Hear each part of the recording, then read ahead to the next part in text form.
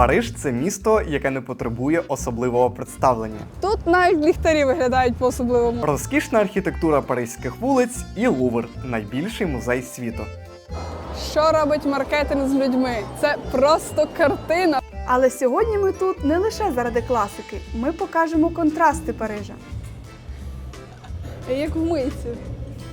Спершу з'ясуємо кращі місця для романтичних побачень, знайдемо найкрутіші оглядові локації. Нащо переплачувати, якщо є ось такі локації та ще й безкоштовно? Ось такими от видами на Париж.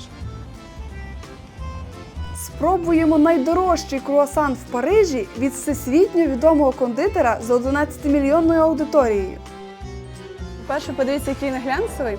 А по-друге, це велика рідкість для круасанів, що вони пружні. От бачите, коли його стискаю, він піднімається знову. Дізнаємось, чому паризькі вулиці виглядають так ідеально. Що в ті часи тут були суперважливі будівлі, що зараз, бо камер тут понатикано просто капець.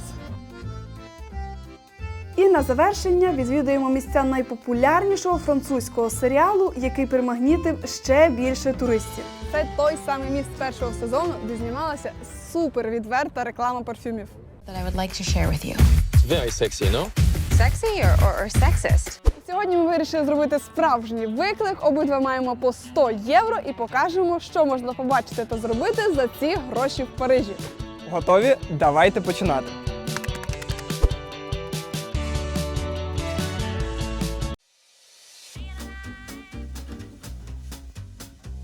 Париж – це більше, ніж просто столиця Франції. Це місце, яке може понтонутися і своєю історією, і культурою, і архітектурою. Певно, ви думаєте про Ейфелеву вежу, Лувр і круасан. Так, безсумнівно, ці символи не перевершені, але вони лише поверхня того, що насправді захоплює дух.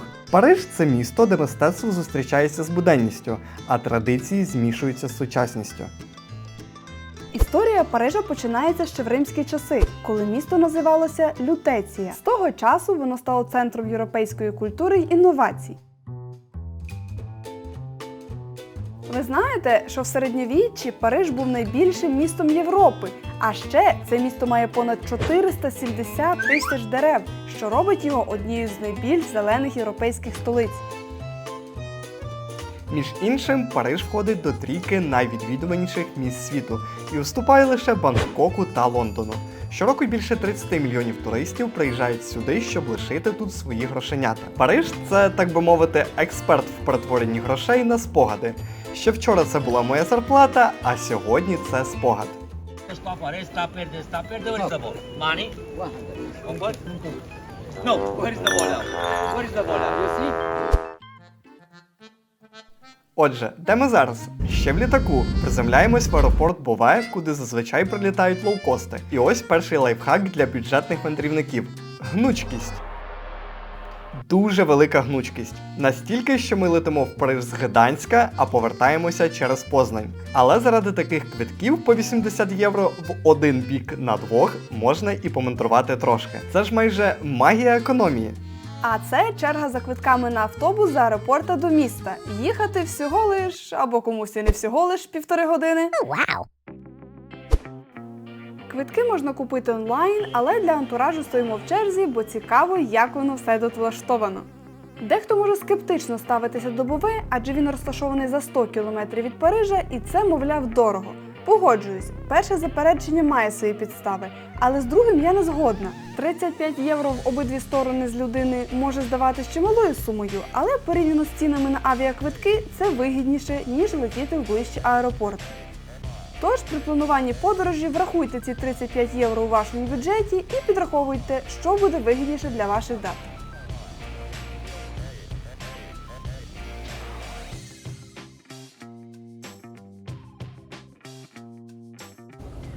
Автобус нас привіз на зупинку Санк-Дені, тому далі йдемо на метро. Це зручна точка для пересадки на міський транспорт до центру Парижа. 13-та лінія метро прямує з Сан-Дені через центр до популярних місць. Але схоже, що це вже і є популярне місце. Таке враження, що тут черги, як на безкоштовні круасани. Я в аеропорті стільки людей не бачила. Ми оцінили ту чергу десь приблизно в годину очікування, тож вирішили краще піти пішки, прогулятися півгодини і піти з наступної станції метро. Піти пішки виявилось непоганою ідеєю, та ще й в таку сонячну погоду, як для жовтня взагалі джекпот. Буквально декілька хвилин від вокзалу і погляньте, яка краса. Але пам'ятайте, справжня краса не зовнішня, а внутрішня. Тож для кращого старту в Парижі давайте покладемо туди щось смачненьке. Як щодо круасана? Зверніть увагу на ціни, адже в центрі таких цін точно не буде. Міс очевидність на зв'язку. Але, чесно кажучи, ціни тут дійсно радують, як і доброзичливість працівників пекарні. Перше враження про французів дуже позитивне. Схоже, що ця країна не лише про багаті традиції, а й про щирі усмішки. Круасан. Розпаковка. Опача.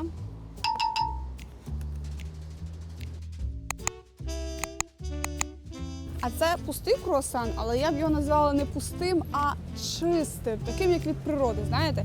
Коштує він, до речі, 1 євро, що є доволі небагато, взагалі небагато. Знаєте, все правильно, все по-французьки. Зовні він має бути хрустким, а всередині м'яке наповнення.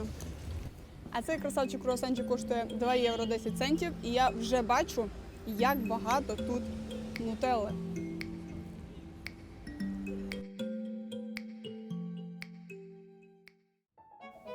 А зараз нарешті спускаємося в метро, щоб дістатися до центру. Чимала черга до каси, але є автомати для купівлі квитків. Не розумію, нащо стояти в черзі? Тут же нічого складного. Ми купили квитки, насправді не самі, а з допомогою компанії іспанців, які нам допомогли це зробити. Квиток коштує 2 євро 15 центів, але якщо купувати пакетом одразу 10 поїздок, то зекономите 2 євро. Але так як ми плануємо багато ходити пішки, то ми думаємо, що нам це не знадобиться. Париж – це місто, де рух ніколи не зупиняється, а варіантів дістатися до будь-якого місця безліч. Почнемо з метро, адже це основний вид транспорту в Парижі. Що ви бачите перед собою? Це лабіринти паризького метро. Система налічує 16 ліній і понад 300 станцій. Тож майже кожен куточок міста легко доступний. Загалом метро працює з 5:30 ранку до 1:15 ночі, а у вихідні дні на годину довше.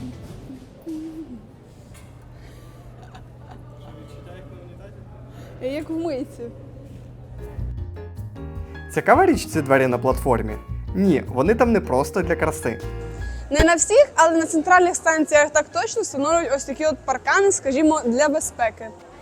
Так, ця система безпеки захищає від того, щоб ти ненароком не вирішив прогулятися коліями, коли чекаєш на поїзд. Та і потоки людей ці двері контролюють чудово, жодних хаотичних натовпів. А ще без вітру та шуму, наче у підземному лаунджі. Тож це своєрідна комбінація затишку і безпеки. Уявіть собі, ви заходите всередину і очікуєте побачити водія у своїй маленькій кабіні, але ні, кабіни немає, водія немає, адже метро в Парижі на деяких лініях їздить само по собі. Лінії 1 та 14 повністю автоматизовані, і це наче майбутнє вже настало. Ми сидимо в передньому вагоні і бачимо, як потяг прокладає свій шлях крізь тунелі, майже як у фільмі, тільки в реальному житті.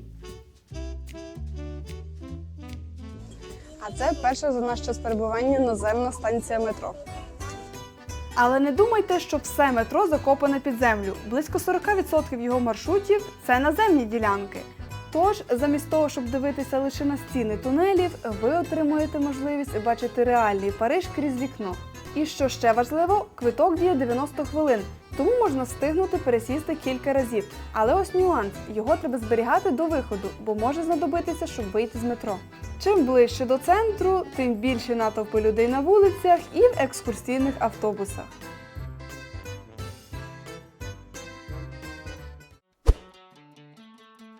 А зараз про бренд, який робить наші подорожі комфортними. Ми вже кілька років подорожуємо з рюкзаками Harvest, і вони стали нашими незамінними компаньйонами в усіх подорожах. Після десятків походів у гори та ще більшої кількості міських мандрівок, рюкзаки досі виглядають майже як нові, що говорить про їх неймовірну якість. Вони витримали всі випробування і стали буквально продовженням наших спин. Тому, коли настав час додати нові рюкзаки до колекції, вибір був очевидним. Harvest ретельно продумали кожну деталь своїх рюкзаків. Зручні кишені, міцні замки та надійні застібки – усе створено для того, щоб забезпечити максимум комфорту в будь-яких умовах, будь то міська метушня чи складні гірські маршрути. У Harvest є рюкзаки, що доповнять будь-який образ, як класичні моделі для міських прогулянок до більш просторих варіантів. А ще це чудова ідея для подарунку.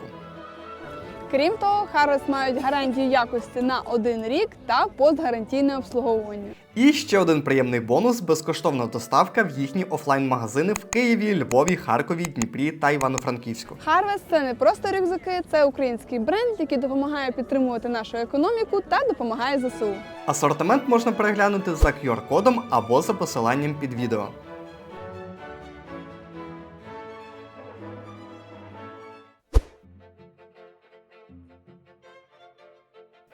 Ейфелева вежа – справжня легенда серед світових пам'яток.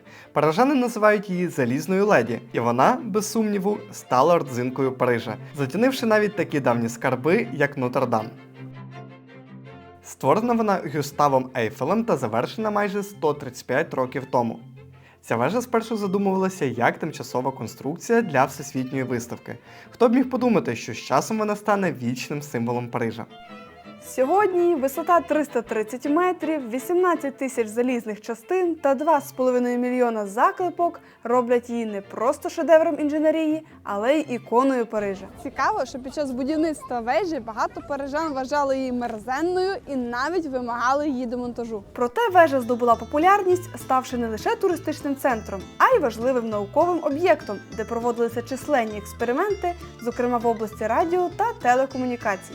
Вдень вона приваблює туристів, а вночі блискуче освітлений маяк, який щогодини мерехтить у світловому шоу. І щоб підтримувати блиск Ейфелевої, її перефарбовують кожні 7 років, при цьому використовуючи понад 60 тонн фарби. Уявіть собі, це вага майже десятка слонів або понад 1000 середніх автомобілів. Така кількість фарби не тільки додає їй естетичного вигляду, але й захищає від корозії, що тримає її міцною вже понад століття.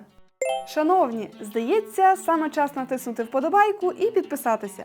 Це ті маленькі дії, що піднімуть наше відео десь на рівень стратосфери, майже як запустити його в космос. Дякуємо за підтримку. Супер очевидна порада, але все ж раджу обійти Ейфелеву навколо і ловити ось такі чудові кадри, бо це, як на мене, просто поки що the best. А щоб підкорити вершину вежі, треба запастись не лише ентузіазмом, а й квитком. Ціни залежать від вашого рівня спортивної підготовки. Ліфт для тих, хто віддає перевагу комфорту, а сходи для справжніх фанатів пригод. І, до речі, щоб піднятися нагору до Ейфелевої, треба заплатити 10-12 євро, якщо ви піднімаєтесь на перший або другий поверх. Якщо ж ви хочете ще вище, то ви маєте ще більше доплатити. Але ми знаємо декілька топових локацій, де це можна зробити безкоштовно. Але до того трошки згодом. А зараз додамо ложку дьогтю до цієї гламурної розповіді про Париж. У вечірньому сяйві вона виглядає як зірка на червоній доріжці. Але вдень, ну скажімо, ефект не зовсім відповідає її легендарній славі. Взагалі, якщо підібрати правильний ракурс, отак от серед дерев, то виглядає дуже-дуже навіть непогано. І перш ніж ми підемо на менш популярні, але красивіші оглядові точки, дозвольте запитати, хто на таке ще ведеться? Where is the ball? Money? On what? No, where is the ball now? Where is the ball now? You see? Все, а зараз рухаємось до тих самих локацій. Та чим більше віддалятися від Ейфелевої, тим менше туристів, і тим кайфовіше стає. Під час Олімпійських ігор 2024 біля Ейфелевої вежі стартували кілька важливих змагань, зокрема велоперегони та біг. Ну а зараз про Олімпійські ігри нагадую тільки ось ці круги.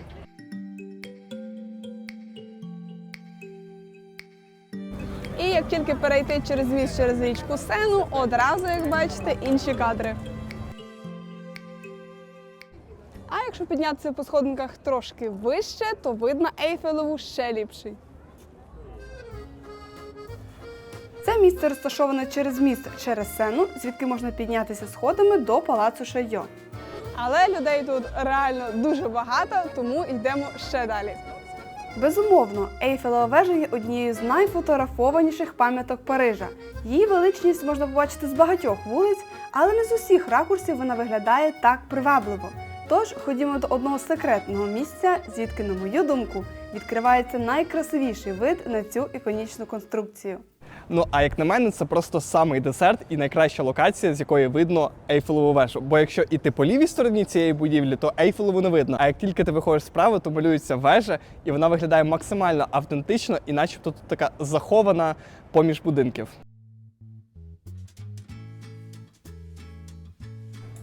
І дивлячись на те, що людей тут реально небагато, можу зробити висновок, що ця локація не така вже й розпіарена. Ну погодьтесь, виглядає справді вражаюче. Тому ділюсь з вами. Це проспект Камоенса. Лишаю назву англійською, щоб легше було гуглити. Це дійсно топ-локація в моєму паризькому рейтингу. Але спіймати цю золоту осінь стало справжнім везінням. А якщо приїдете весною чи влітку, то ці дерева будуть зелені і взагалі буде перфектна картинка. Щороку кілька десятків мільйонів людей приїжджають до Парижа за естетичними враженнями. Звісно, хтось приїжджає насолодитися круасанами, хтось на шопінг, але насправді всі вони шукають естетику. Архітектура Парижа вражає своєю монолітністю. Кожна будівля витримана в одному стилі. Цокольний поверх для затишних кав'ярень або магазинчиків, другий поверх з балконами, а на п'ятому ще більші балкони та горища під кутом близько 45 градусів.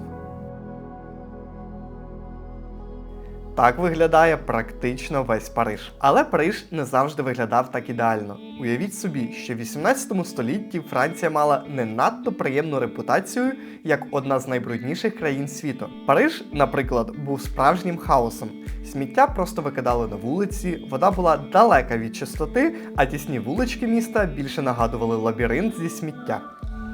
Але все це змінилося в 19 столітті, коли з'явився Жорж Ежен Осман, справжній герой урбаністики. Завдяки його масштабним планам та підтримці Наполеона III Париж отримав нове життя. Широкі бульвари, зелень парків, сучасну каналізацію та водопроводи. Цей повний апгрейд зробив Париж одним із найкрасивіших і найчистіших міст Європи. Таким чином, завдяки революційним змінам, Франція не лише позбулася своєї сміттєвої слави, а й стала прикладом для інших країн світу, які почали впроваджувати подібні реформи. Тепер складно уявити, що ще пару століть тому ця країна була в зовсім іншому стані. А наступна зупинка – Єлисейські поля. Локація, яка не потребує додаткового представлення, але варта уваги кожного мандрівника. Чому? Тому що це місце не просто ще один паризький бульвар, це цілих 2 кілометри історії, культури і шопінгу, які треба побачити на власні очі. Трішки історії. Єлисейські поля були засновані ще у 17 столітті. І, уявіть собі, спочатку це була болотиста місцевість. Але садівник самого Людовика XIV створив легендарний проспект, що з часом перетворився на один з найбільш знакових символів Парижа. Тут гармонійно співіснують величезні торгові центри, розкішні бутіки та визначні пам'ятки. Тут навіть ліхтарі виглядають по-особливому. Для тих, хто хоче поєднати прогулянку з покупками, Єлисейські поля пропонують безліч варіантів. Від модних французьких брендів на кшталт Лакости до розкішних Луї Вітон і Тіфані. Тобто на будь-який смак і гаманець. На мій гаманець – це пройти повз. Це місце щорічно стає паризькою ареною для показу мод. Луї Вітон, Діор та багато інших відомих марок обирають Єлисейські поля для своїх дефіле, перетворюючи вулиці на елегантний подіум. Завдяки цьому проспект стає не лише центром покупок і розваг, а й символом високої моди. Саме тут проходять найгучніші події, які приваблюють шанувальників моди і медіа з усього світу. Ну і неможливо не згадати наступну визначну пам'ятку Парижу – це Тріумфальна арка, яка знаходиться прямо на площі Шарля де Голля. Побудована за наказом Наполеона на початку 19 століття, ця арка мала стати пам'ятником тріумфам французької армії. Але сам Наполеон не дожив до її завершення. Вражаюча висота в 50 метрів робить цю арку однією з найбільших тріумфальних пам'яток у світі. Тут доволі шумно, але це не дивно, так як на карті видно, що всі дороги зводяться прямо до арки. Із висоти це виглядає ось так. Арка прикрашена скульптурами, що символізують героїзм і революційний дух нації. Тож, щоб піднятися на арку, готуйтесь заплатити 21 євро.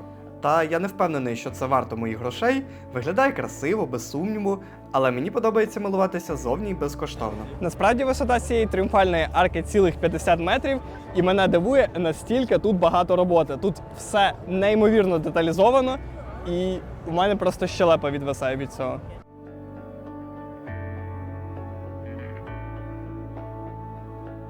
І я вже подивився пару знімків, і, чесно кажучи, відео цих всіх масштабів реально не передає.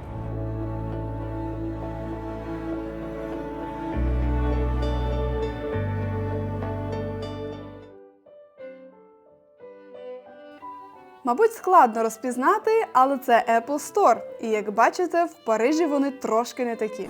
Погодьтесь, дуже незвичний Apple-магазин, так? Знаходиться він на площі Опери, а відкритий ще у 2010 році. Цей магазин зайняв колишню будівлю банку, і це не просто магазин, а справжній шедевр. І будучи в Парижі, я обов'язково раджу зайти в один з Apple Store'ів, тому що компанія Apple, вона коли заїжджає в будівлю, вона її максимально реставровує і при цьому зберігає її первинний вигляд. Ось як, наприклад, тут отакі чарівні сходинки і просто нереально красивий внутрішній дворик. Архітектура тут вражає. Високі стелі, розкішні мармурові сходи та автентичні арки роблять це місце по-справжньому особливим. Одним словом, я щойно помітив, що тут приблизно 5 поверхів, і мені дуже цікаво, що ж тут знаходиться. Виявляється, нічого надзвичайного. Люди просто обирають VR за кілька тисяч $, але зі сторони це виглядає досить кумедно.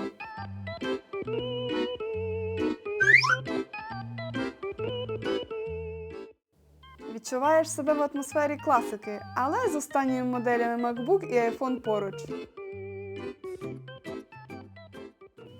Дивіться, на що я натрапив. Хай. 5 euro medium, large 10 euro. Medium, large. Загалом, за 1 або 2 євро це можна було би спробувати. Але за 5 – ні. Тому що один круасан у нас коштує 1 євро, тобто це б могло бути 5 круасанів. Тому це надто крейзі за такі гроші. Якщо ви раптом дивилися серіал «Емілі в Парижі», то це той самий міст першого сезону, де знімалася супер відверта реклама парфюмів. I would like to share with you. Very sexy, no? Sexy or sexist? Нині тут голяком ніхто не бігає, і слава Богу, осінь на дворі все ж таки похолодало. Зате для фотосесій місце вічно трендове. Тож ось вам назва мосту. І крім цього, тут ще й видно Ейфелеву вежу. І в сонячну погоду, я думаю, тут можна навіть захід сонця зловити. А ми прямуємо за черговим ракурсом Ейфелевої вежі.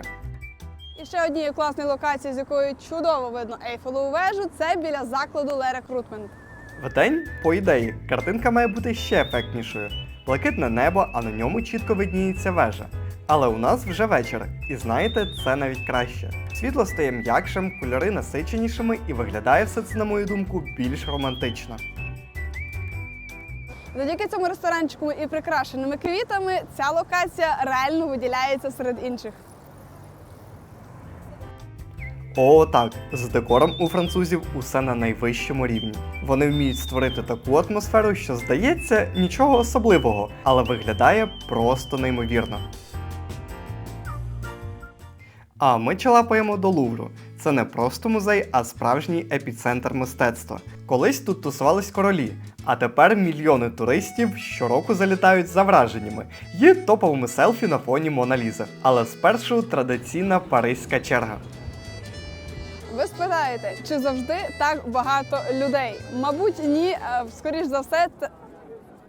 Ви спитаєте, чи завжди до Лувра такі черги? Я впевнена, що ні. Такі черги лише в перші п'ятниці місяця, адже тоді вхід безкоштовний. Коротше, нам реально сьогодні дуже пощастило, тому що буквально після нас охорона Лувра сказала, що вже все, ставати в чергу не можна, тому що Лувр вже переповнений. І ажіотаж тут зовсім не дивний, адже в будь-який інший день квиток обійдеться в 22 євро. А це, між іншим, на порядок більше, ніж безкоштовно. І от ми тут, в першу п'ятницю жовтня після 6-ї вечора. Стоїмо в черзі, яка, здається, тягнеться до самого горизонту, щоб заощадити ці 44 євро на двох. 2,000 years later. Так, черга дала можливість помилуватися із зорями також. І ось нарешті ми заходимо, перевірки тут, звичайно, на рівні з аеропортом. Так от, ми стояли в черзі близько години і зайшовши зараз, я просто в шоці, наскільки тут багато людей. Мона Ліза також в шоці. Перша зала при вході нагадує торговий центр. Все блищить, купа світла, ескалатори, шикарна ліпнина на стінах. Виглядає круто.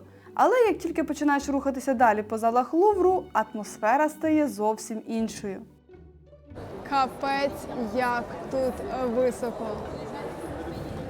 Лувр почав свій шлях як фортеця 12 століття, збудована за наказом короля Філіпа Августа. Протягом століть він пережив безліч змін. У 16 столітті за часів правління Франциска І стару фортецю зруйнували і на її місці почали зводити новий королівський палац. І відтоді Лувр став місцем, де французькі монархи від Людовика до Наполеона збирали мистецькі колекції і зберігали тут. І, до речі, завдяки продуманому освітленню зараз виглядає наче вдень, але насправді уже 8 вечора, але погляньте, як світло. У Луврі можна знайти роботи від стародавніх цивілізацій до середини 19 століття. Колекція музею включає живопис, скульптуру, декоративне мистецтво та безліч старожитностей. Серед найвідоміших експонатів, звичайно ж, Мона Ліза Леонардо да Вінчі.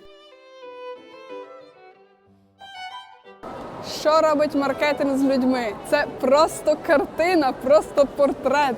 Або я повністю нічого не розумію. Її загадкова емоція вже кілька століть приваблює шанувальників мистецтва і не А тільки. це ось 5 працівників чергують біля Мона Лізи, щоб люди ось так ось не підходили прямо до експонатів. І якщо придивитися, то тут є декілька рівнів безпеки, скажімо.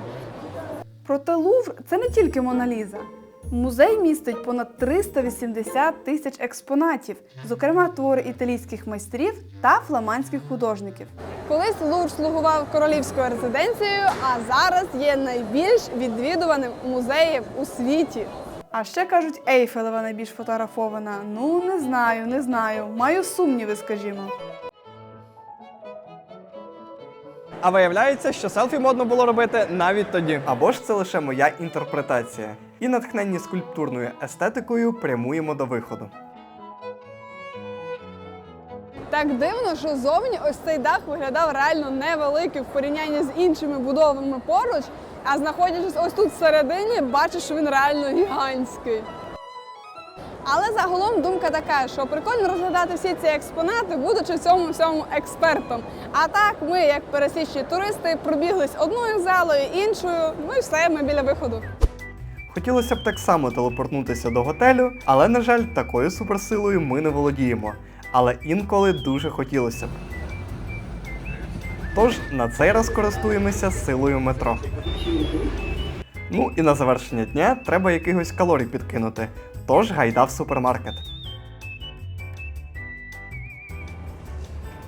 Так. Ну і ціни, я вам скажу, тут цілком адекватні. До прикладу, салат 6 євро, шаурма 4,5 євро, а багет взагалі 3,5 євро. Коротше кажучи, якщо хочеш зекономити, тут це не проблема. Але такий парадокс. Можна поїсти і за 5, і за 25 євро, але в різних місцях щось не в тему. Ай, підемо спати.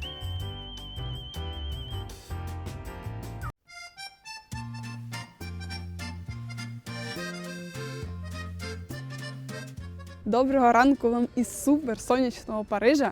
Зараз на вулиці плюс 6, але через те, що супер безвітряно, реально дуже тепло. А зараз про локацію, де ми знаходимося.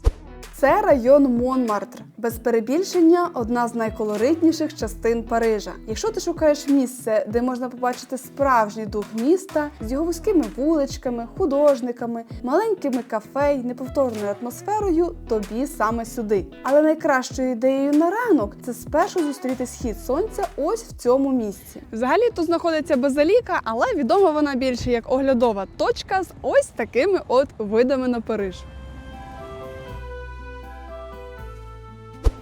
З них і почнемо. Це базиліка Сакре-Кер, головна зірка цього району. Вона стоїть на вершині пагорба і звідси відкривається фантастичний вид на Париж. Особливо тішить те, що о 7 ранку тут досі небагато людей.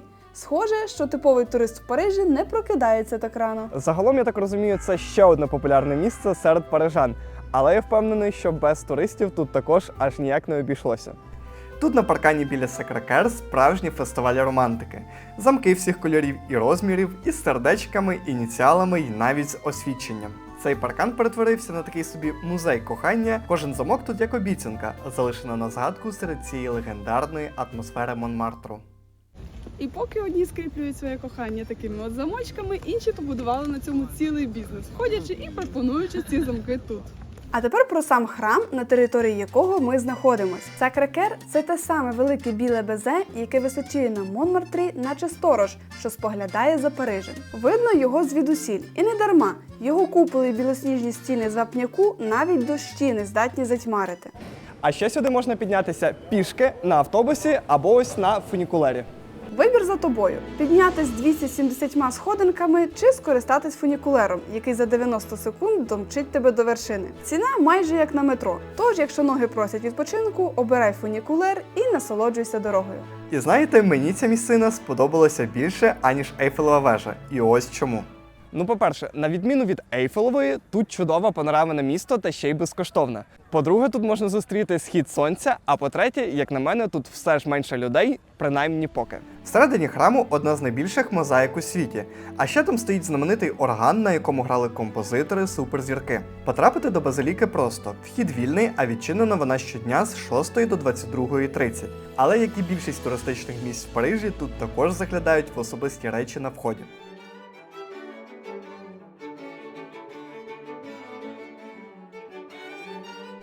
От вам і діджиталізація. Щоб купити свічечку, можна просто заплатити пейпасом. Така собі безконтактна оплата. Зараз спробую одним реченням розкрити призначення цього храму. Після важких часів, коли Париж пережив франко-прусську війну і Паризьку комуну, місто захотілося, так би мовити, спокутувати гріхи. От і збудували цей храм, і повністю відкрили його аж після Першої світової. Але, чесно кажучи, базиліка просто гігантська. Зазвичай певну частину перекривають і не дозволяють проходити, а тут просто неймовірно величезна площа. Ще годину тому це місце було таке, знаєте, суперсекретне для групи туристів і місцевих. А зараз тут, по-перше, і людей багатько, так і, як бачите, різні сувеніри і інше барахло розклали. Цікавий факт, і тут також знімалася одна сцена з Емілі в Парижі, а саме в 4-му сезоні. Так, саме сюди Емілі привела свого друга італійця на світанку в 4-му сезоні. Для нас подорожі – це не просто відпочинок, а справжній спосіб життя. Кожна подорож – це нова культура, нові знайомства та занурення в іншу атмосферу. І щоразу ми розуміємо, як важливо знати англійську мову, адже це мова, яка відкриває двері до будь-якого куточка світу. Тому сьогодні хочемо розповісти про Green Country – школу англійської мови для дітей 6-16 років, яка допоможе вашим дітям відчувати себе впевнено, де б вони не були. Навчання у Green Country відбувається на 100% англійською, без перекладу, що занурює учнів у мову з першого уроку. Вони використовують сучасний метод перевернутого уроку. Діти спершу вивчають матеріал на інтерактивній платформі, а на заняттях відточують навички спілкування та працюють над проєктами. І найцікавіше для учнів – це внутрішня валюта кантрики, яку діти заробляють за успіхи і витрачають на брендові товари школи, піца-вечірки чи навіть благодійні внески. Школа пропонує різні формати – онлайн або ж офлайн у Києві, Львові, Харкові або змішаний. Завдяки Green Country навчання перетворюється на цікаву гру. Реєструйтесь за промокодом «Попутні» та отримаєте 3 безкоштовні заняття. Переходьте на сайт школи за QR-кодом або за посиланням під цим відео. Сучасний підхід, навчання англійською і інтерактивна платформа зроблять навчання захоплюючим, і ваші діти заговорять англійською як рідною. А ми рухаємось далі по району Монмартр. Колись тут тусувалися легенди світового мистецтва – Пікассо, Ван Гог, Далі. Монмартр – це серце паризького андеграунду, де художники перевернули світ своєю творчістю. Тут безліч старих вуличок, вінтажних кафе та унікальних будинків. Якщо є місце, де хочеться вдихати мистецтво – це тут. Озираєшся навколо і бачиш не просто Париж, а місто, яке надихало покоління митців. Круто, правда ж? Тут супер затишно, от просто пішохідні вулиці, купа кафешок і, мабуть, ще більше це вуличних художників, які пишуть портрети от просто так на вулиці. Тут буквально заходиш у живу галерею. Художники малюють тут прямо на вулиці. І що найприкольніше, можеш замовити собі портрет. Скажімо, як у нас на Хрещатику. Ціни тут починаються від 30 євро і можуть злетіти аж до 100. Та я не готовий інвестувати в нових Пікассо, тож зекономлю бюджет і зроблю фото на згадку. І погодьтесь, ці всі художники і картини додають свою атмосферу. А це, знаєте, виглядає як моя галерея. От просто все фото мого кота. Вулиці Монмартру – це суцільний лабіринт. Вузенькі, всі в бруківці, з низенькими будинками, балкончиками й купою сходинок. Тут кожен закуток ховає щось цікаве, а за кожним поворотом відкривається новий вид на Париж. І не дивно, що саме в цьому автентичному куточку Парижа з'явився ще один романтичний символ. А тут знаходиться стіна кохання, куди приходять всі закохані з усього світу, щоб лишити свої побажання. Je t'aime, I love you, ti amo і ще 300 плюс способів сказати «я тебе кохаю». Цю стіну створили Фредерік Барон і Клер Кіто. Фредерік зібрав 312 варіантів «я тебе кохаю» різними мовами, обійшовши купу людей, а Клер перетворила все це на справжній витвір каліграфічного мистецтва. Уявіть собі, Фредерік Барон заповнив 3 гігантських зошити з сотнями інших різних фраз, але обрав лише найкрасивіші з них для стіни, при цьому відкидаючи всі інші фрази, які, на його думку, не відповідали його баченню кохання. Особливо приємно бачити надпис українською мовою «Я кохаю тебе», що підкреслює нашу культуру і емоції. Але, чесно кажучи, спершу ми побачили надпис ось цей і подумали, що це українською, тому що я кохаю тебе, все нормально. Але потім, кажу, якось тут дивно написано буква О, наче А, наче кохаю. І я почала читати далі і розумію, що це не тебе, а це Б, і що це білоруська мова. І тоді ми почали шукати українську версію і знайшли. На цій стіні фрази «я тебе кохаю» 192 країн. Так і хочеться сказати, що любов не знає кордонів. Але якщо хочеш сфоткатись без натовпу, то краще приходити ще до 10 ранку. Після цього місце стає мега популярним.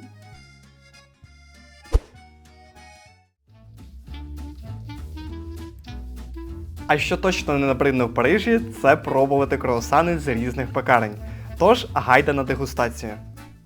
Коротше, я вирішила взяти пустий круасан, по-перше, щоб зберегти бюджет, по-друге, щоб відчути справжній круасан без будь-якої начинки. І такий круасан коштує євро 70 центів. Пробуємо.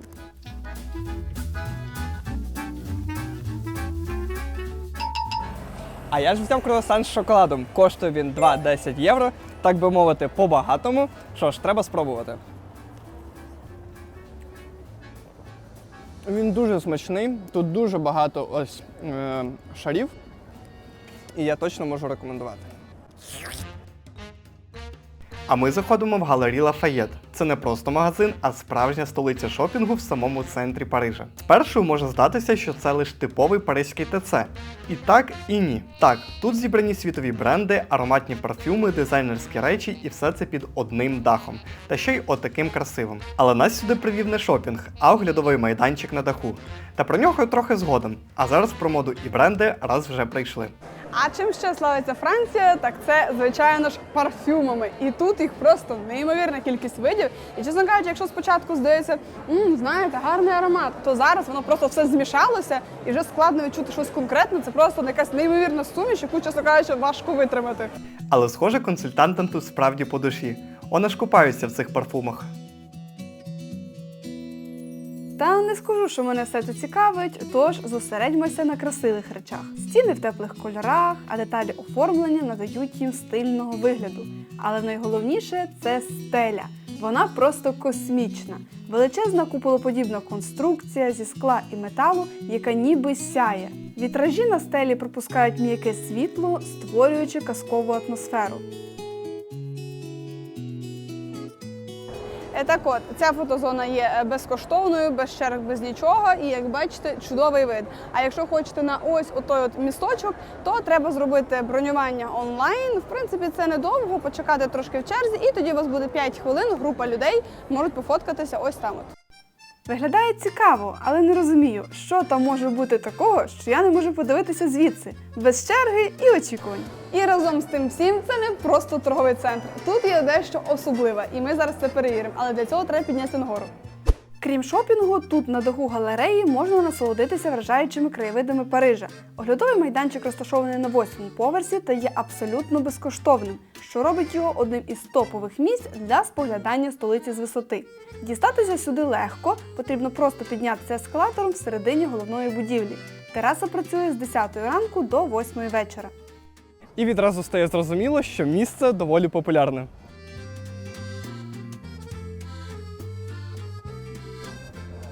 Вау! Знаєте, вид видом, але те, що тут так високо, от буквально одразу під нами, ось поруч дорога, дуже високо. Звідси відкривається неймовірний вид на головні паризькі будівлі. Крута фішка в тому, що сюди варто прийти двічі – вдень, щоб побачити місто в сонячному світлі, та ввечері, щоб насолодитися сяйвом нічного Парижа та шоу вогнів Ейфелевої вежі. Але у нас в планах дивитися на нічну вежу з іншої місцини. Загалом, коли ми готувалися до відео і шукали оглядові локації, то також бачили і платні локації. Але я вам скажу, нащо переплачувати, якщо є ось такі локації та ще й безкоштовно. Тож, ось вам назва галереї. Цікаво, що сама будівля колись була простим сімейним магазинчиком, відкритим ще 130 років тому. Хто б міг подумати, що згодом вона виросте в один із найбільших і найпопулярніших універмагів Європи. Справжня історія успіху, правда ж? А ось ще одна історія успіху, але вже про круасани. Це кондитерська Седріка Гроле, у якого мільйони шанувальників. Ми були готові до черги, але не знали про один важливий нюанс. Поспілкувалися ми з працівником і нам сказали, що круасанів сьогодні вже не чекайте, тому що круасани тут з 9 до 12. Давайте повернемося сюди завтра зранку, щоб спробувати круасани, які стали зіркою TikTok.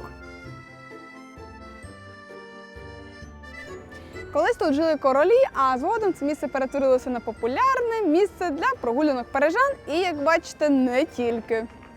Це непоганий парк у центрі Парижа. Він славиться своїми затишними алеями, симетричними клумбами і величезними деревами, що створюють ідеальну місцину для відпочинку від міста. А ще одна особливість Парижа, взагалі в Парижі багато особливостей. Так от, це те, що поруч з одними локаціями завжди є безліч інших. Для прикладу, ти приходиш подивитися на королівські сади, а тут повсюду просто гарні історичні будівлі, які просто неможливо оминути. Що цікаво, тут можна побачити оригінальні сучасні скульптури, чорні та білі стовпці, які просто не можуть не привернути увагу. Чим більше я подорожую, тим більше усвідомлюю, що ідеальний час для мандрівок – це будні дні, коли туристів менше. Тут надто багато людей, тому йдемо в сад Тюїрлі, який знаходиться зовсім поруч.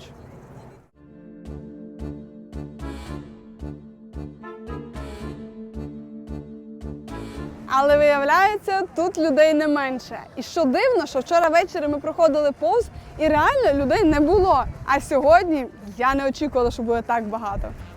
Сад Тюїрлі – це той самий зелений оазис, який хочеться побачити після огляду популярних місць. Але схоже, що так подумали не лише ми, парк реально переповнений людьми. Або це лише я не звикла бачити парки з такою концентрацією людей на квадратний метр. А однією з найцікавіших розваг тут – це запускати дерев'яні кораблики прямо в ось цьому фонтані, і коштує це 5 євро. І поки одні розважаються з корабликами, в інших успішно процвітає бізнес. Окрім чудових алей та зелених насаджень, Тюїрлі – це також музей статуй просто неба. Але знаєте, то тільки основна вулиця така переповнена, а тут доволі непогано, як на мене. У 18 столітті сад Тюїрлі був справжнім епіцентром пригод для аристократів. Якщо когось образили на балу чи за столом, то суперечку вирішували не довгими розмовами, а на дуелі. І куди ж піти, як не в затишний куточок Тюїрлі, де можна обговорити всі свої непорозуміння зі шпагами. Такий собі от парк для розборок на рівні аристократії.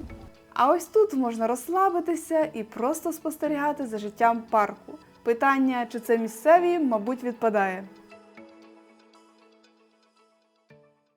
І, як і будь-яке поважне місто, Париж також має річку. Сена – це головна сцена Паризької Олімпіади 2024. Її хвилі стали ареною для змагань на воді. Сена до Олімпіади була, м'яко кажучи, таким собі місцем для плавання. І, відверто кажучи, таким і лишилась. Ну, а якщо серйозно, то її забруднювали системи стічних вод, і влада виділила майже 1,5 мільярда на очищення цієї річки. Та все ж місцеві сприйняли це досить скептично. А для тих, хто шукає щось більш унікальне, тут є оренда катамаранів або навіть каяків. І зараз десь так за 20 євро можна пропливсти повз Лувр, Нотр-Дам і навіть під знаменитими мостами, під якими нещодавно були олімпійські спортсмени.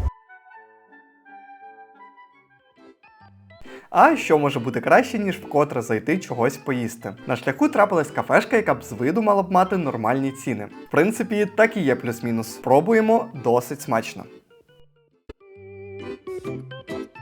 Розумієте, я ще 2 дні тому сиділа, дивилась цей серіал, як оце от ресторан, там все дійсно відбувалось, не буду спойлерити, якщо ще хтось не дивився. А ось будинок, де вони всі жили, а зараз я тут. Мова йде про серіал «Емілі в Парижі», який неабияк розкрутив популярність цього культового міста. У ньому йдеться про пригоди американки, яка приїжджає до Парижа, і її захопливі моменти в світі моди, їжі та культури. I'm Emily, your new neighbor. Цей серіал не тільки показує красу Парижа, але й змушує людей мріяти про подорожі до цього чарівного місця. Я так розумію, допоки ще до сих пір тривають зйомки, то заклад закритий для відвідувачів і лише якби для знімального процесу. Так от, знайти цей заклад можна за назвою Терранера або щось типу такого на французькій, або ж на вулиці ось такій, також навіть не намагатимуся її вимовити. А ось і будинок, де проживає майже половина головних героїв серіалу. Загалом відвідати локації, де знімають серіали такого масштабу, не стало мрією всього мого життя. Але це, безумовно, було приємним досвідом. Побачити ці місця в реальному житті, де відбуваються захопливі події, справді надихає. Це, типу, як занурення у світ, який раніше здавався доступним тільки з телевізора.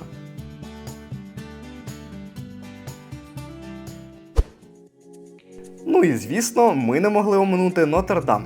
Цей величезний собор, який датується 12 століттям і відомим своєю готичною архітектурою і прекрасними вітражами. Як ви знаєте, він пережив значну пожежу в 2019 році, але зараз проходять роботи з його відновлення. А грудень 2024 року стане особливою датою, адже Нотр-Дам відкриється знову. Але подейкують, що вхід будуть відкривати лише на 2 години. Уявляєте, який це буде натовп? Типу, зараз Нотр-Дам закритий і просто погляньте, скільки людей. А що буде, коли будуть відкривати лише на 2 години? Логічно, людей буде ще більше і в основному протягом тих годин. Не кожна світова столиця має острів посеред міста. Острів Іль-де-ла-Сітте вважається серцем Парижа, адже саме тут почалася історія міста. І коли римляни захопили. І коли римляни захопили територію, то острів став адміністративним центром. Ось тут були побудовані різні адміністративні будівлі, тому що адміністрація в голові адміністрації. Цей острів завжди був важливим місцем для паризької спільноти. Колись саме тут мешканці збиралися, щоб приймати важливі рішення щодо ворогів. Ще кажучи, що в ті часи тут були суперважливі будівлі, що зараз, бо камер тут понатикано просто капець. Так, з часом тут звели величні собори, як от Нотр-Дам, і острів став культурним і релігійним центром. А загалом це суперпопулярне місце, так як острів знаходиться в самому центрі, ну і звичайно ж з кучою пафосних будівель. Просте питання: що такого особливого у паризькій мерії? Та трошки є. Ось це, і навіть це. Уявіть собі не просто будівлю, а справжній замок із лицарськими баштами та історіями. По-перше, поясніть мені, що це за архітектурне рішення було вивісити ось ці таблички. Я не розумію. А по-друге, дуже прикольно, що на фасаді є український прапор. І він не просто є, це єдиний прапор, крім французького, в принципі, на цій будівлі. Ну і французькі парканчики прямо перед будівлею. Куди ж без них взагалі? І погодьтесь, пальми в Парижі додають своєї екзотики. Добратися до мерії взагалі не складно, це буквально в декількох метрах від Нотр-Даму.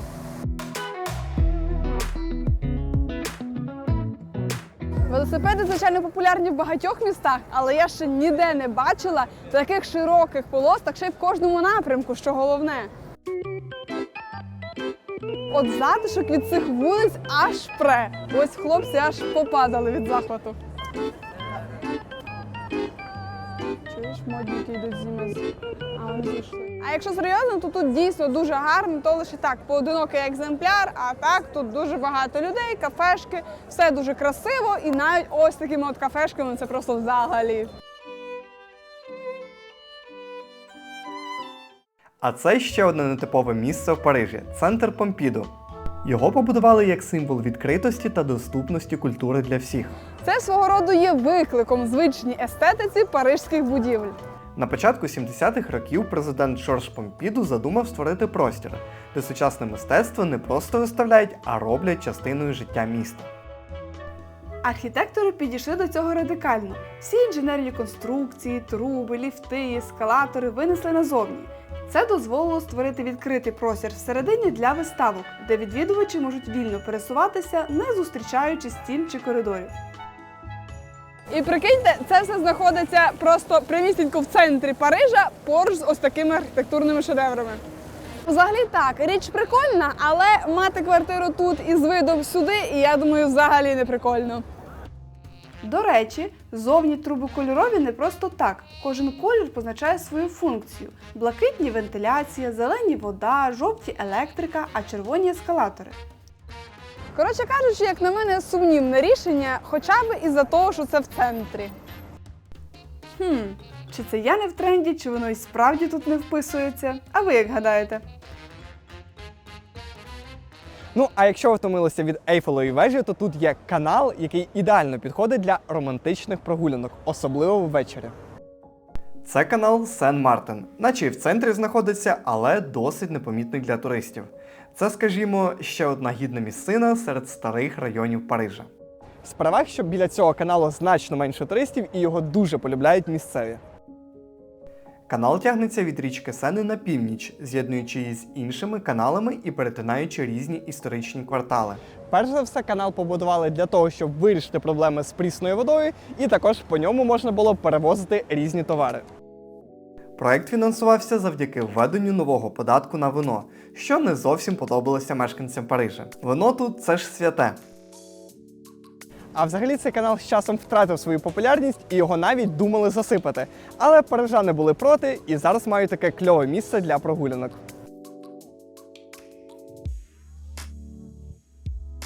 І на завершення дня йдемо в добре заїжджену, але масі вечірню місцину. І це Ейфелева.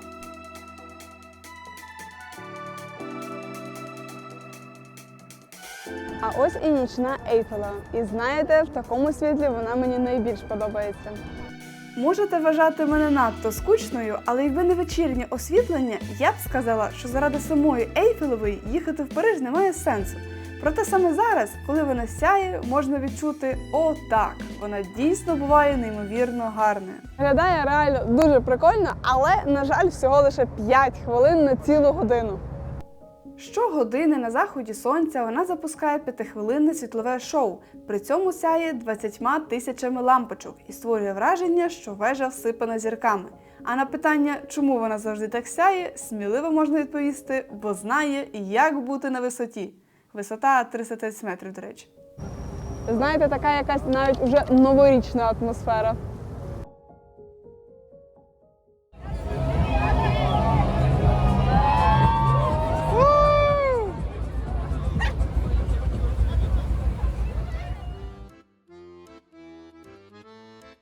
Тепер приїдемо та з цим-то рецептом, що нутеллу треба намазувати на гарячий млинчик, коли він ще смажиться на сковорідці. До речі, коштує 5 євро, якщо врахувати, що це в Парижі із видом на вежу, то взагалі майже безкоштовно. Ще й неймовірно смачно. Це було просто найкраще наше рішення за сьогодні. Просто млинець із нутеллою і бананом з видом на Ейфель, яка навіть сяє, як я сьогодні з цим банановим млинцем.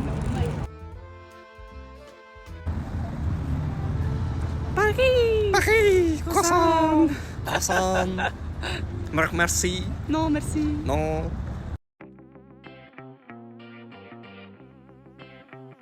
Ранки в Парижі дуже гарні. І ось чому. Тож залітаємо на 102 ранкових калорій. Тут очі розбігаються від асортименту спокуси. І он навіть бабулькам не спиться, прийшли по свій ранковий унбагет.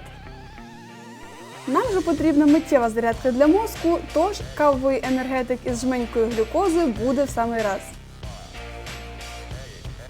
Ми вчора цілий день в центрі шукали якусь класну, затишну пекарню, але її немає. Типу, в центрі там будуть або якісь пафосні ресторани, або якісь пекарні, де 3 бублика за ціною краще не дивитися. А тут, як тільки ми живемо, звичайно ж, на околиці, як бюджетні туристи, і тут, ви знаєте, ці от пекарні просто на кожному кроці.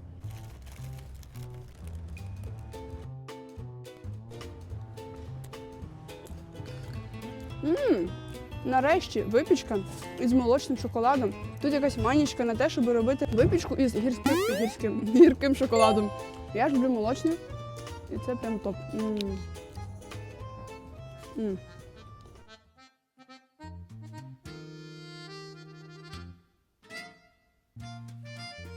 Півгодини на метро, і ми в центрі. І прямую я до тої самої кондитерської, де вчора були гігантські черги, а круасанів вже не було.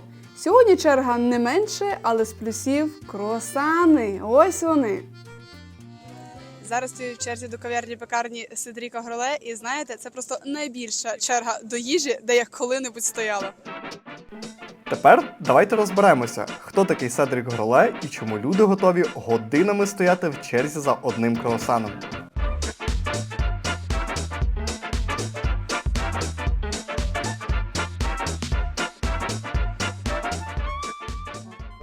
Трішки перед історією, як ми дізнались про це місце. Колись у TikTok мені трапилося відео, де він бере естетично досконалий, ароматний і свіжий круасан, занурює його у філіжанку з чудовою кавою, і я зрозумів, що мушу це спробувати.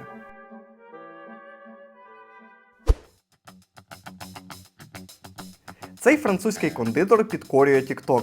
Мільйони підписників по всьому світу та десятки мільйонів переглядів.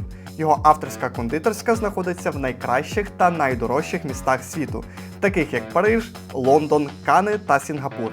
Між іншим, Седрік не є черговим хайповим кондитером з соціальних мереж. Він має диплом та професійний досвід, а також багато престижних нагород.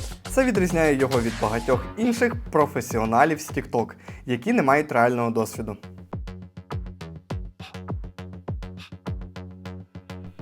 У вільний час він робить лекції, і коштують вони 1400 євро за 2 дні, що, безперечно, дуже дорого. І навіть попри це, їх розкуповують за кілька годин.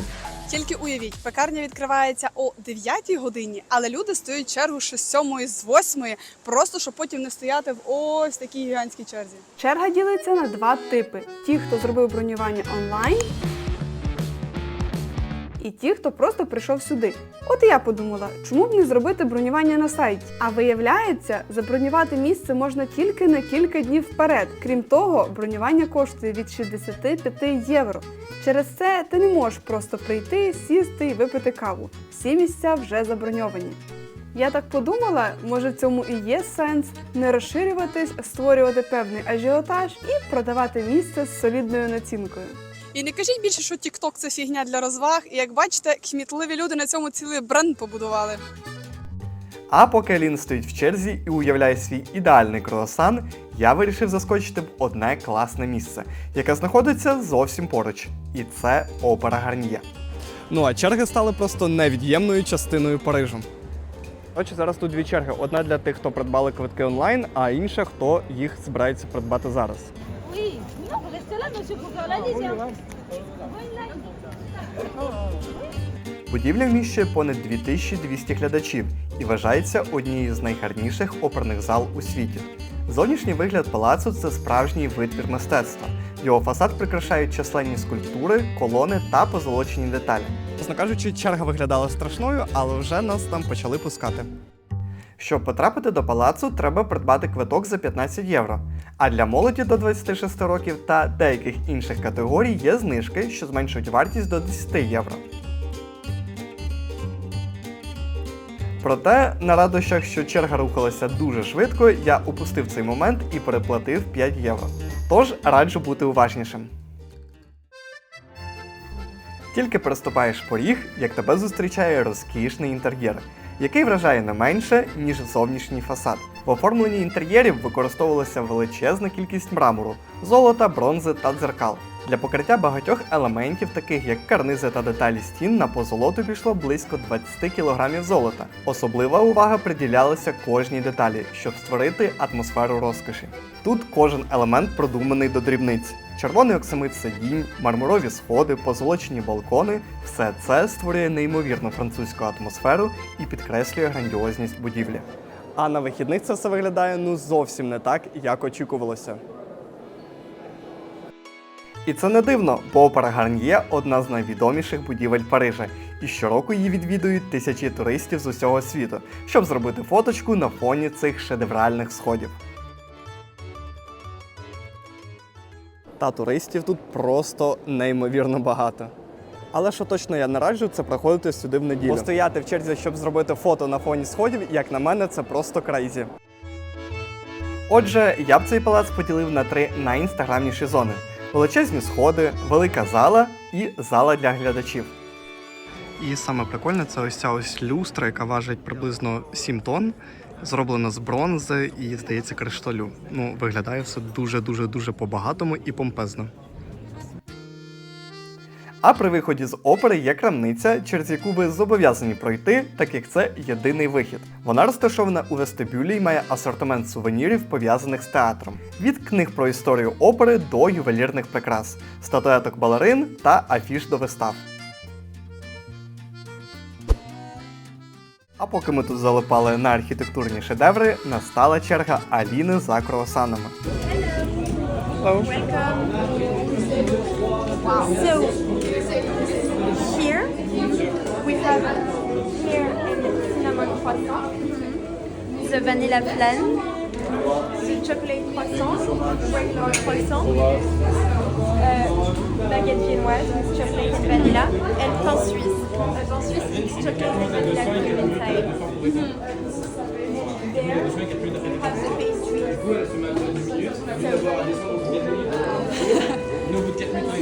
Щодо круасанів, то це просто топ. Ми бачили багато пекарень, де круасани в цілому виглядають норм. Але тут, погодьтесь, різницю важко не помітити. Повірте, камера ніколи не передасть цю естетику, яку бачиш на власні очі. Ми ще з вулиці ловили цей аромат свіжоспечених круасанів.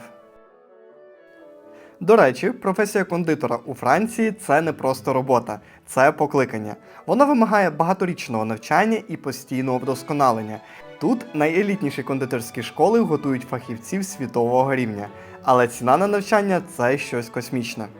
Навчання там коштує десятки тисяч євро за семестр, але випускники отримують шанс працювати у найпрестижніших закладах світу. Загалом від цього асортименту очі розбігаються, але беру себе в руки, десерт за 35 євро залишаю без уваги, а гаманець неушкодженим.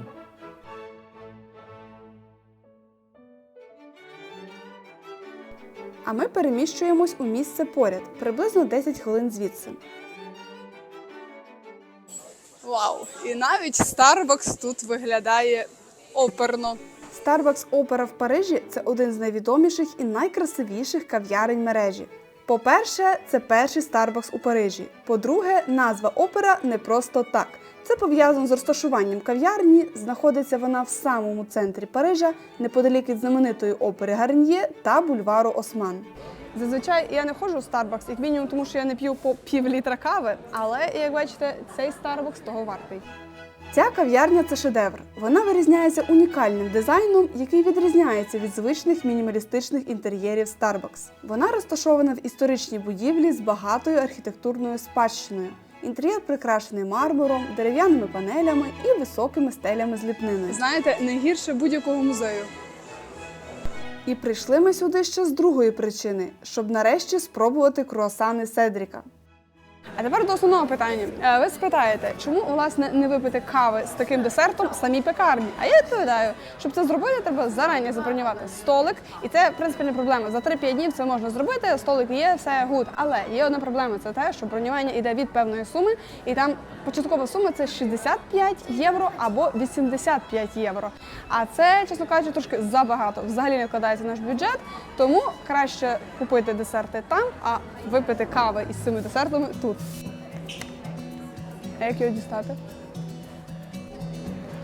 Ох, який він повітряний. Капець. Просто дивись, дивишся? Бачиш? Обалдеть.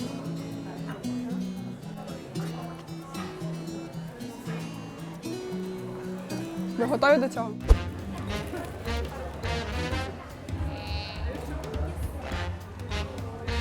Він дуже повітряний.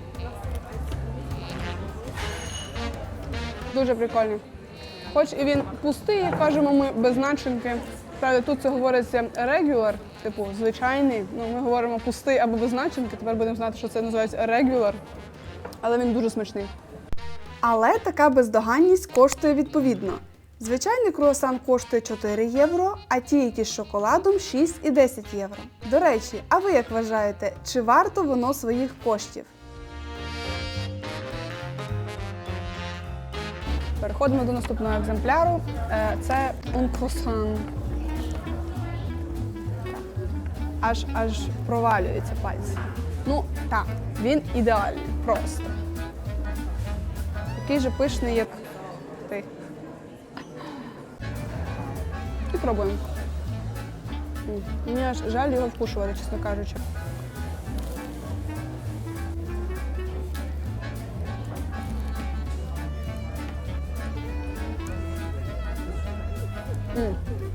Я продемонструю, який він пружний зараз, дивіться.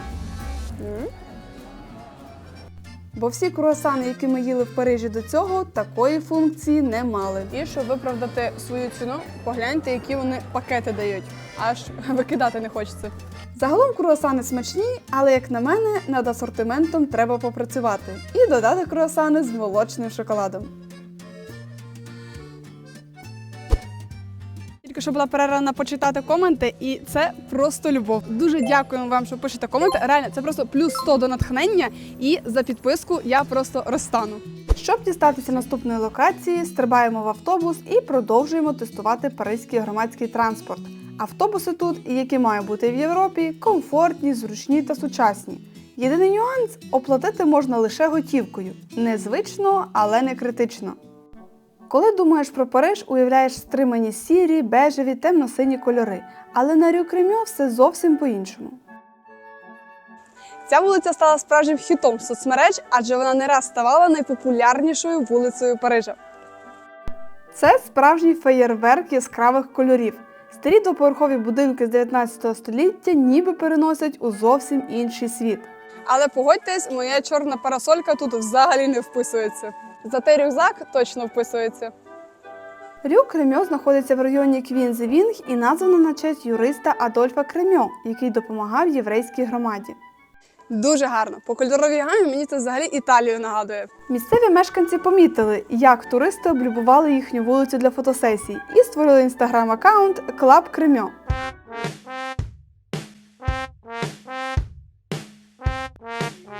Тут вони глузують з креативних зусиль туристів, які старанно позують біля цих кольорових фасадів.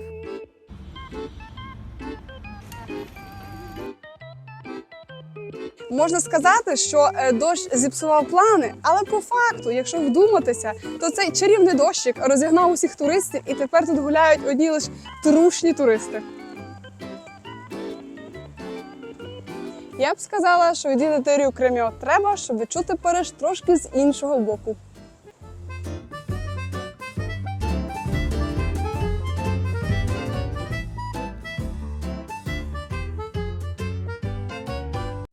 В 20 хвилинах від центру на метро знаходиться Ла Дефанс – місце, яке точно не вписується у класичне уявлення про Париж.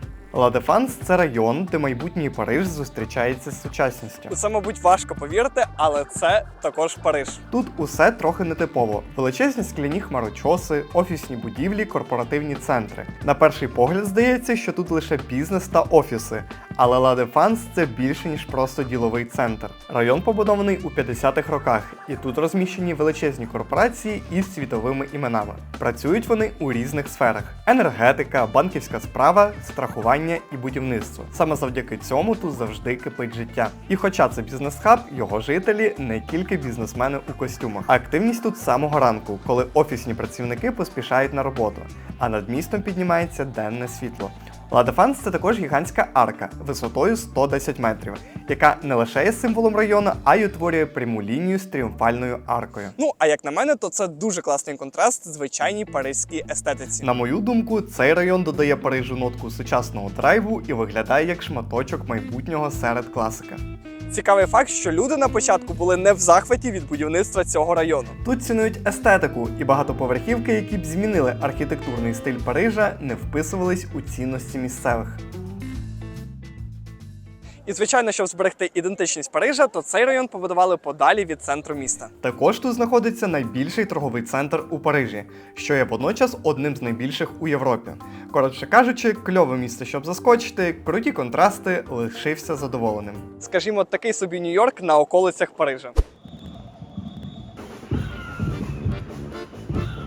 Запитайте у мене, що це за тусовка? Поняття немає. Звичайна неділя у Парижі.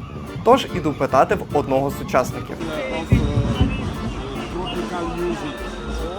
Як нам розповіли, цей фестиваль відбувається кожного року влітку, але так як цього року була Олімпіада, то святкування перенесли.